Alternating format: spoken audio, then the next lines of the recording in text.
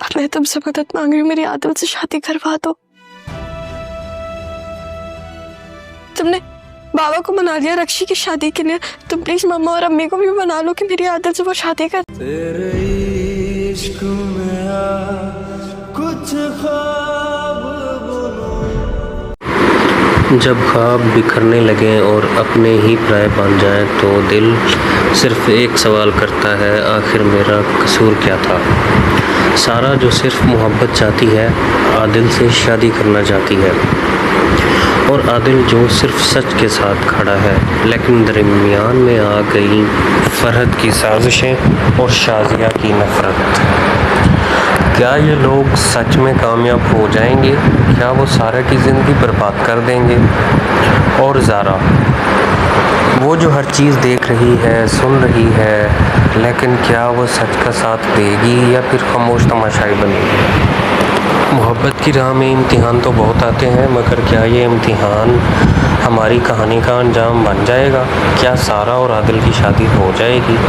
जी हाँ नाजरीन, आप देख रहे हैं ड्रामा सीरियल जुड़वा की 52 एपिसोड का प्रोमो। इसमें सारा अपनी बहन ज़ारा से कहती है कि तुमने रक्षी की शादी करा दी थी फूफो और बाबा को राज़ी करके, तो प्लीज़ मेरी और आदिल की शादी करा दो अम्मी और फूफो को राज़ी करके। ज़ारा बहुत परेशान होती है क्योंकि उसके दिल में भी आदिल के लिए चाहत छुपी होती है, मोहब्बत छुपी होती है, जो उसने अभी तक एक्सपोज नहीं की।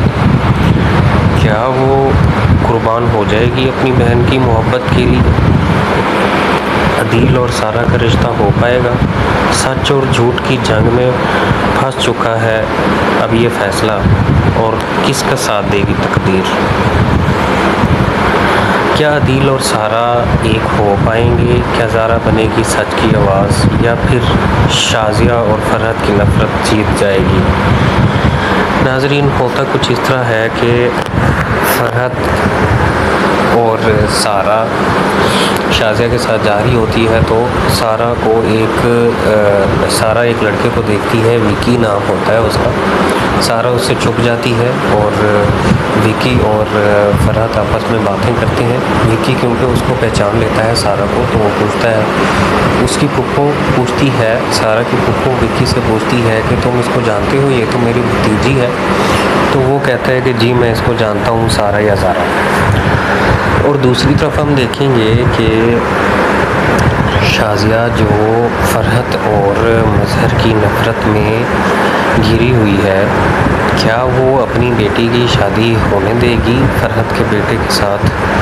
और दूसरा, सलमा भी किसी हद तक जो है शाजिया के फेवर में आ चुकी है। वो इस चीज़ का एहसास फरहत को, सलमा मज़हर को कहती है कि इतनी कुर्बानियाँ देने वाली बीवी और मुश्किल हालात में खड़ी होने वाली बीवी तुम्हें अकेला कैसे छोड़ के जा सकती है?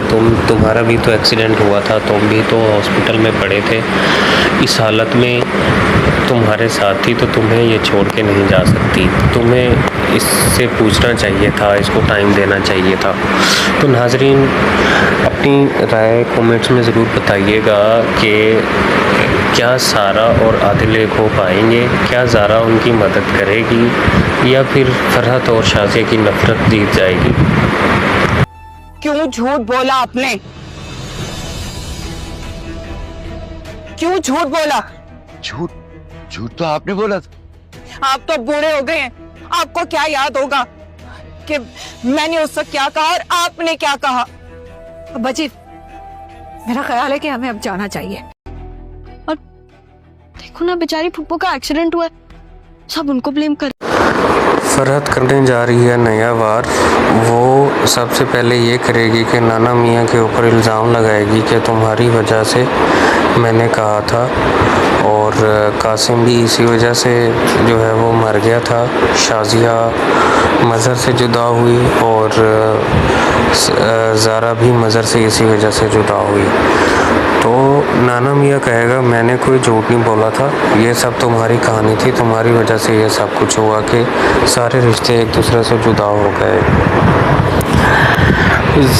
फरहत जो है वो ये सब इसलिए कर रही है, ये एक नई चाल चल रही है ताकि अपने भाई मज़हर के दिल में दोबारा जगह बना ले। उसने मज़हर के दिल में जगह बनाने के लिए सारा और आदिल की शादी में भी रजामंदी ज़ाहिर कर दी है। दूसरी तरफ देखेंगे कि सारा जो है वो मज़हर के पास जाएगी और उनको मनाएगी कि मैं अपनी माँ को रोक लूँगी, वो यहाँ से नहीं जाएगी, लेकिन शर्त ये है कि मेरी और आदिल की शादी करवा दें। तो दूसरी जानिब जो है शाजिया इस फैसले के ख़िलाफ़ होती है, लेकिन बेला आखिर वो भी मान जाती है और सारा जो है वो ज़ारा को भी कहती है कि पुप्पो जो है ना बहुत ही अच्छी हैं, उनका एक्सीडेंट हुआ है, वो इतनी अच्छी हैं, हर बंदा उसको डांट रहा है, हर बंदा उसको इल्ज़ाम दे रहा है। वो अपनी बहन को कहती है कि तुमने अगर यहाँ पे रहना है तो तुम्हें यहाँ सुकून से रहना होगा, तुम्हें चाहिए कि तुम पुप्पो को कोई बात ना करो।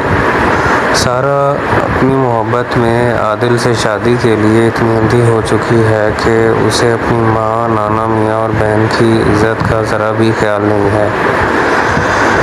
नाना मियाँ को बेइज्जत जब फरहत करती है तो शाजिया कहती है कि हमारे यहाँ रहने का कोई फ़ायदा नहीं, अब हम जा रहे हैं। लेकिन ज़ारा जब ये देखती है कि उसकी माँ और नाना मियाँ की फरहत बेइज्जती कर रही है तो वो बीच में बोलती है और उनको रोकती है, नहीं मामा आप कहीं भी नहीं जाएंगी, जाना तो फरहत को पड़ेगा, हम यहाँ से कहीं भी नहीं जाएंगे।